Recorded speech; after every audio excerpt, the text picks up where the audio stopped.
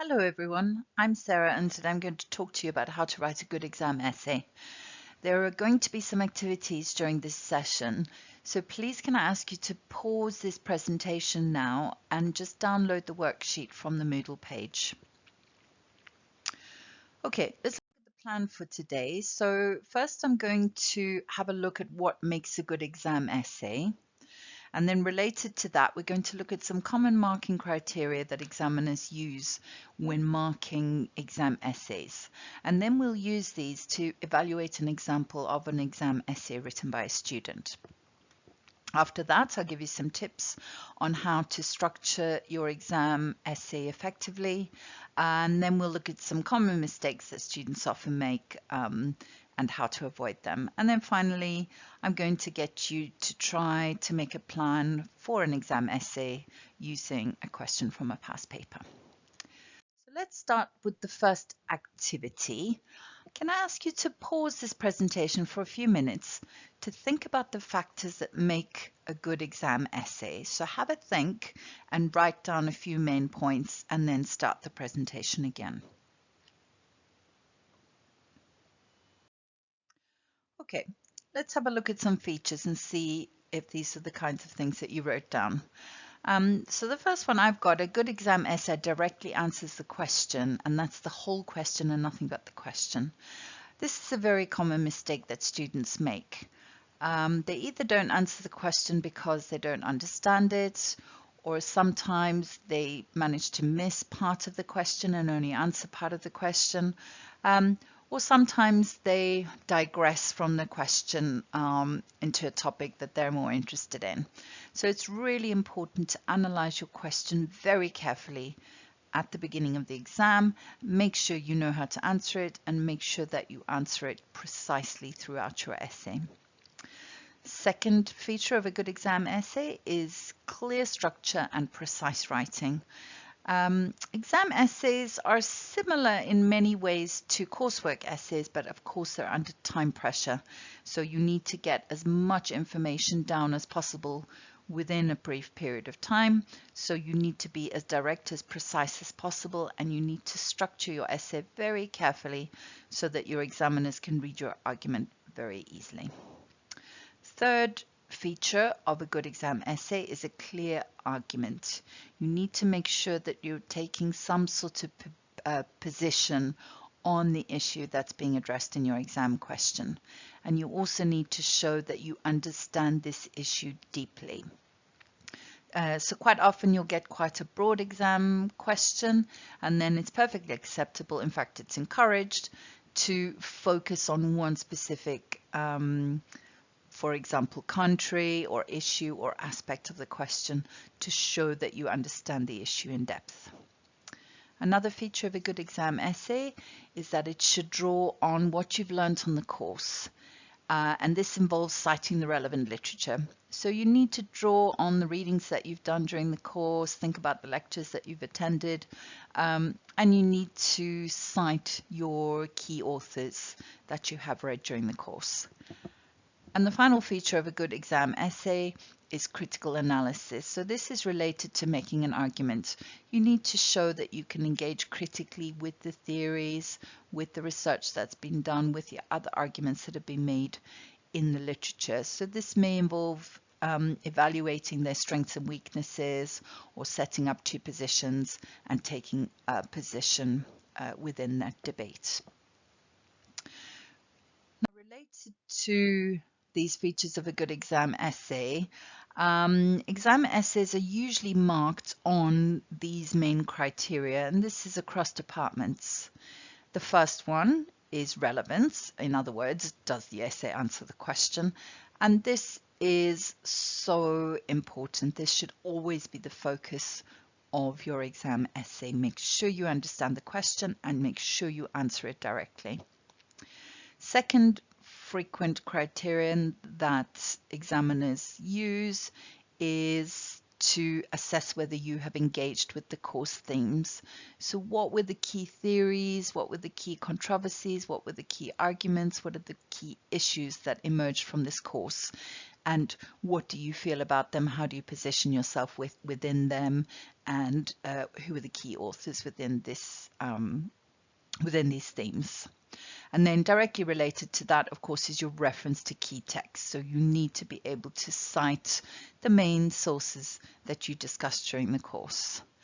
Knowledge and depth of reading is also very important. And if you're looking for a high mark, this is where you need to achieve. You need to show you know what's happening, and you need to show that you've done a range of reading and that you understood what you read.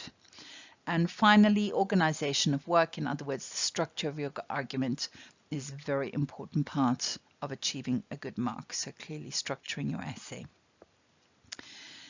Can I ask you now to pause the presentation again and take as much time as you need to read the example essay on your worksheets. Try to evaluate the essay using the typical exam marking criteria that we've just discussed, and see if you think that the essay fulfills these criteria. So again, please pause this presentation, look very carefully at the example essay, make some notes, and then come back for a discussion. Okay, I hope you've taken some time to look at that exam essay. Let's have a look through at the marking criteria and whether we think it fulfills those criteria. So the first one we discussed was relevance. In other words, does the essay answer the question? I think to an extent, yes, it does. It is relevant, but it could address the essay question more directly. So for example, the essay question asked whether the precautionary principle is intrinsically sound or unsound, but the student discussed whether it's superior to the risk-based approach. So the student compared it to the risk-based approach and evaluated its superiority. The student could definitely have spoken more directly to the exam question here. One way to do this is to keep answering the question throughout your essay in each paragraph, and use similar wording to the words in your question to make sure that you keep your focus on that exam question. The second criterion that we looked at was engagement with the course.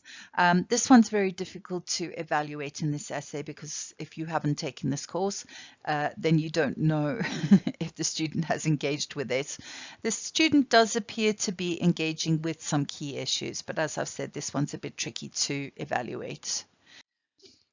Similarly, in terms of reference to key texts, we don't necessarily know what the key texts are for this course, so it's quite difficult to evaluate whether the student has referred to those key texts.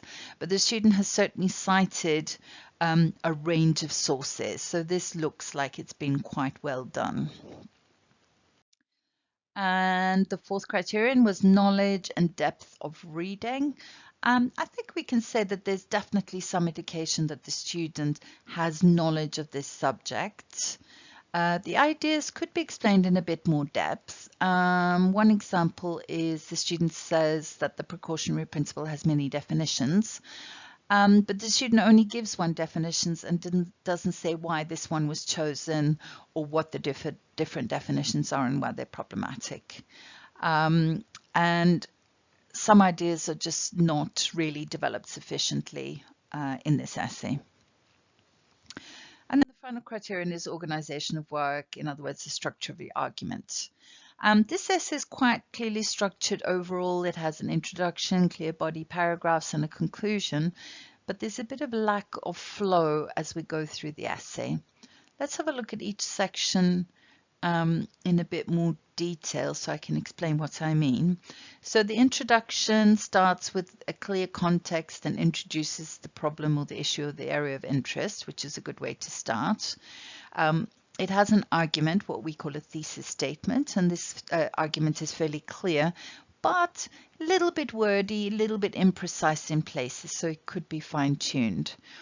The introduction is 160 words and the essay is 1,000 words, so it's a bit more than 10% of the essay.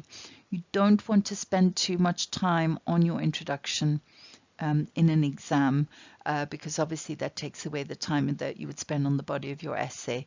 So try to keep your introduction as short and punchy as possible. Having said that, I think the definitions that the writer includes in the second paragraph would be better placed in the introduction, because this is where the reader sets up these key issues, and what the precautionary principle is quite important to know at this stage. So I think definitions should have occurred in the introduction in this case. Basically, when you're writing your introduction, you just want to write as much background as you think your reader will need in order to understand your thesis statement, your main argument. So you want to keep your background fairly brief, clear, direct thesis statement, and write everything that the reader needs in order to understand the argument that you're making.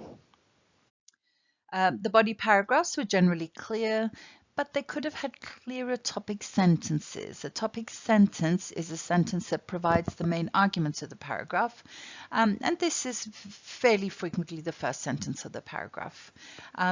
If these refer directly back to the essay question and answer that question, this helps your examiner read and follow your argument through the paper. So it's a really good idea to have clear, precise topic sentences to help lead the reader through. And the conclusion in this essay is quite clearly summarized. Like the introduction, it's a tiny bit long. I think it was about 150, 160 words. Again, try to keep it to 10% of the essay so you've got more time to develop your main ideas in the body of the essay. So let's look at structure in a little bit more detail. Some tips to help you structure your essay clearly. The first thing to do, and this is so important, is to spend 5 minutes writing a plan of your essay. I know a lot of students feel like they don't want to waste time planning, but honestly, it will save you time in the long run. That time you spend planning just helps you think, arrange your thoughts, structure your essay. And we all know that feeling when we're halfway through an essay and we lose our train of thought and we forget the things that we wanted to argue. So spend 5 minutes planning out what you're going to write in each paragraph, how you're going to construct your argument, and stick to that plan. And that will help you both with your structure and with remembering the arguments that you want to make. Second point here is make sure your argument is explicit and stays clear throughout the entire essay. You do this by stating it directly. So in your thesis statement, in your introduction, make your argument very clear and explicit. Easiest way to do that is to say this essay will argue that, and then state your argument. Second way to do that is to make sure you've got clear topic sentences, one in each paragraph, that gives the main argument of that paragraph, which you then develop and exemplify. And finally, that you pull those ideas all together in the conclusion by summarizing them and reminding the reader what your main arguments are. So I've referred to this before. They will be shorter and more direct than in a coursework essay, but do make sure you have a very clear introduction and conclusion. Another thing students often forget to do during exams is to leave clear spaces between their paragraphs, and this is very off-putting for readers. So make sure you leave spaces between your introduction and the body and between each body paragraph, so that your reader can see the paragraphs. Don't forget to signpost. Signposting is the language that leads your reader through your essay. So things like, one reason for X is, another argument in favor of a further problem with those sorts of things. And also your linking words like however and moreover. So make sure you use those. And finally, in terms of structure, you do need to refer to your specific authors, but you don't need a reference list at the end of your essay, so don't waste time writing that. And you don't need titles of books, page numbers, anything like that. You mostly need the authors and dates if you can remember them. So some common mistakes to avoid. I've talked a lot about not answering the question. Make sure you directly answer the question. That is so key. Always choose a question that you understand. Avoid answering questions that you don't understand, because then you're going to have issues answering the question. Second common mistake is not engaging with the content of the module and the module readings. Remember, your examiners are assessing how well you've understood the coursework. So it's not a good idea to write your whole essay about some obscure reading or study that you were particularly interested in, but that doesn't address any of the themes of the course. Thirdly, being too descriptive, just describing the theories and ideas from your course, again, is not enough. You need to critically evaluate, you need to make an argument, you need to take a position on issues, and you need to be very clear about that. Irrelevant material. It's tempting when you run out of things to say about your particular topic to just write some other things so your essay doesn't look short. This is more likely to have a negative effect than a positive one, because it deflects from the good things that you've written. So it kind of distracts your reader, and you don't want to do that. It's much better to have a short essay that's good quality than a long essay that has a lot of irrelevant material. And then the final common mistake, and this is alarmingly frequent, is not allocating your time appropriately. You have to be incredibly strict with yourself. So for example, if you've got 3 essays in 3 hours, time yourself very carefully, stop the first essay after an hour, even if you haven't finished, and move on to the second essay, and so on. If you don't do that, you end up doing silly things like this example here, where you might spend a lot of time on the first essay because you know a lot about it. You write a fantastic essay, you get 75%.